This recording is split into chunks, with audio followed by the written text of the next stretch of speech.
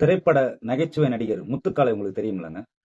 திருப்பங்குன்ற மலையில வந்து செத்து செத்து விளையாடுவோமான்னு சொல்லி வடிவேல்கிட்ட ஒரு காமெடி பண்ணுவார்ல, அவர் தான். ஒரு சில ஆண்டுகளுக்கு முன்னால் அவரை பற்றியான ஒரு செய்தி வந்து ரொம்ப வந்து மதுவுக்கு வந்து அடிக்ட் ஆயிட்டாரு, ரோட்ல படுத்து கிடக்குறாரு அப்படின்ற செய்திகள்லாம் வந்துச்சு.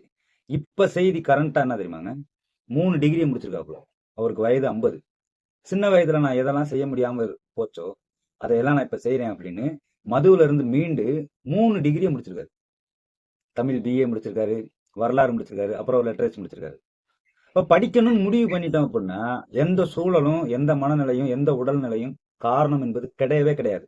ஆனா நம்ம தான் இந்த முடிவு பண்றது இருக்குல்ல, இந்த முடிவு பண்றதுக்கு எதிரா முடிவு பண்ணாம இருக்கிறதுக்கு, ஊசலாடியே இருக்கிறதுக்கு தாழ்வு மனப்பான்மை வளர்த்துக்கே இருக்கும். ஹார்லிக்ஸ், பூஸ்ட், போன் மிட்டாயெல்லாம் கொடுத்து அந்த தாழ்வு மனப்பான்மை வளர்க்குறோம். முடிவு பண்ணிட்டோம்னா ஒரே செகண்ட் தான். படிப்பா இருக்கட்டும், ஒரு எந்த துறையில போய் நம்ம வந்து ஒரு சாதனையை வந்து செய்யணும் அப்படின்னாலுமே, எந்த காரியமா இருந்தாலும் முடிவு பண்ணுதல் அப்படின்றது வந்து ரொம்ப முக்கியமானது. அதுக்கு தைரியமும் வைராக்கியமும் வேணும். அது ரெண்டும் கைகூடி வந்துருச்சு அப்படின்னா நம்ம எட்டாத தூரம் என்பது இந்த உலகத்துல எதுவுமே இல்லைன்னு நினைக்கிறேன்.